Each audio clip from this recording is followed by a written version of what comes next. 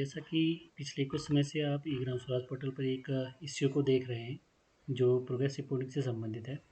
इसमें जब भी आप किसी भी मरम्मत वाले काम या अपग्रेडेशन वाले काम का प्रोग्रेस रिपोर्टिंग कर रहे हैं, तो वहाँ पर फिजिकल प्रोग्रेस में आपके सामने एक एरर आ रहा है, जो एरर कुछ इस प्रकार से है कि asset ID can not be empty. उसी को हम आज देखेंगे कि किस तरह से आपको उसको सॉल्व करना है। तो चलिए मैं इस ब्लॉक में क्षेत्र पंचायत में आप देख लेता हूँ।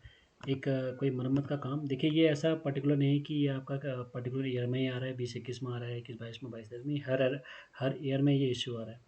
तो चलिए मैं एक मरम्मत वाला काम देख लेता हूँ। जैसे कुंतोला में पाइपलाइन मरम्मत है। अगर इसका मैं फिजिकल प्रोग्रेस अगर चेक करूँ, तो देखिए फिजिकल प्रोग्रेस में आपको पता है फिजिकल प्रोग्रेस क्या होती है। उसमें जिसमें आप 3 फेज जियो टैगिंग करते हैं, वर्क का स्टेज चेंज करते हैं, वो फिजिकल प्रोग्रेस कहलाता है।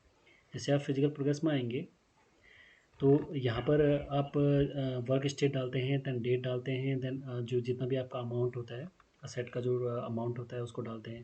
देन उसके बाद आप उसमें जो टोटल वर्क डेज होते हैं वो डालते हैं आप। उसके अलावा वो प्रोग्रेसिव जो आपका एक्टिविटी है वो कंप्लीट हुआ है या नहीं, ऐसा कुछ आप डालते हैं। तो उसके बाद जब भी आप सेव करने की कोशिश करेंगे, तो आपके सामने वो सिंपली ये जो मैंने बताया था, asset ID can not be empty का एरर देगा, और उसके आगे आप बढ़ नहीं पाओगे, ना ही उस काम का आप जियो टैग कर पाओगे। जैसे यहाँ पर एक काम है, जैसे वर्क स्टेज आप यहाँ पर कंप्लीशन ऑफ वर्क ऑलरेडी है। जैसे आपको पता है कि इसमें क्या होता है, ऑनसेट ऑफ वर्क होता है, ड्यूरेशन होता है। यहाँ पर आप यूनिट कॉस्ट डालते हैं। जैसे यूनिट कॉस्ट डालने के बाद आप सिंपली इसको अगर सेव करने की कोशिश करेंगे, तो आपके सामने एरर देगा, asset ID can not be empty. अब इस इश्यू को हटाने के लिए आपको क्या करना है, सबसे पहले आपको ये देख लेना है कि वो काम का जो है फोकस एरिया क्या है, असेट की कैटेगरी क्या है, सब कैटेगरी क्या है।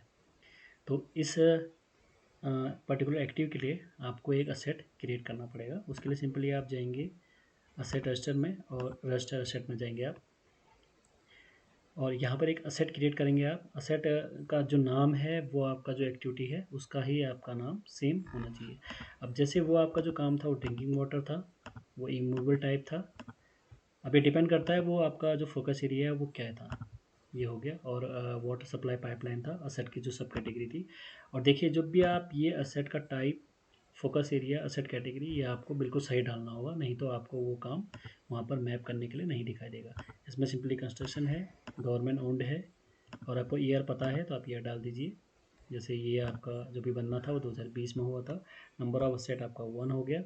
और यहाँ पर ये आप कौन से गांव के लिए इसको बना रहे थे, तो ये यहाँ पर आपका जो भी ग्राम पंचायत है उसको आप सही से डालिएगा, वरना ये आपको दिखता नहीं है। कुंतोला के अंदर, चलिए कुंतोला हो गया।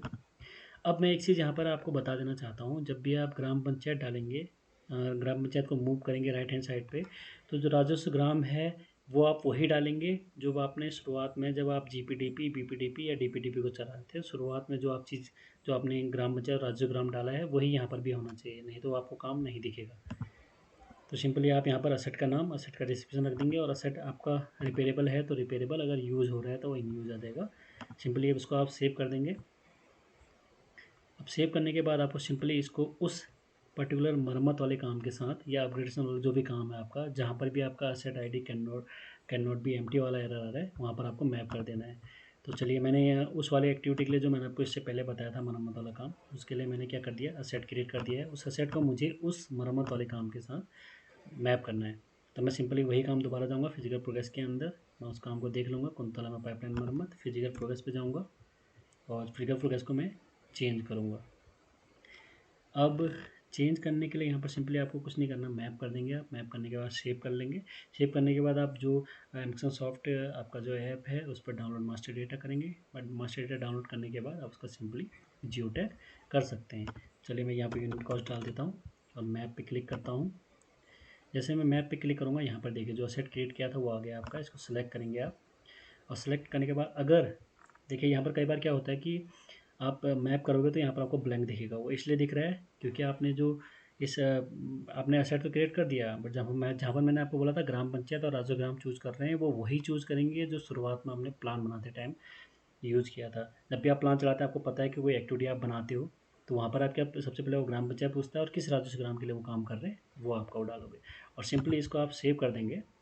तो देखिए जो आपका एरर था वो एरर आपका हट जाएगा, सेव सक्सेसफुली। अब आप इसमें जियो टैग कर सकते हैं। तो मैंने बता दिया फिजिकल प्रोग्रेस के अंदर जो भी एरर था, set ID can not be empty, उसका ये सॉल्यूशन है। तो इस सॉल्यूशन को कर लीजिएगा। नहीं दिख रहा है, अगर ब्लैंक दिख रहा है मैप करते टाइम, तो इसका सिंपल सा मतलब है आपने असेट गलत बनाया है। असेट को दोबारा देख लीजिए। आप ये देखिए प्लान के अंदर देख लीजिए कि किस उसके ग्राम पंचायत के लिए और उसका राजस्व ग्राम कौन सा है। कई बार हो सकता है आपने ग्राम पंचायत गलत हो या राजस्व ग्राम आपने गलत चूज़ कर लिया, तो वो आपको मैप करने के लिए बिल्कुल दिखाई नहीं देगा। तो ये इस चीज़ का सॉल्यूशन है, तो इसको आप अप्लाई कर लीजिएगा और आपका जो प्रॉब्लम है वो सॉल्व हो जाएगा। धन्यवाद।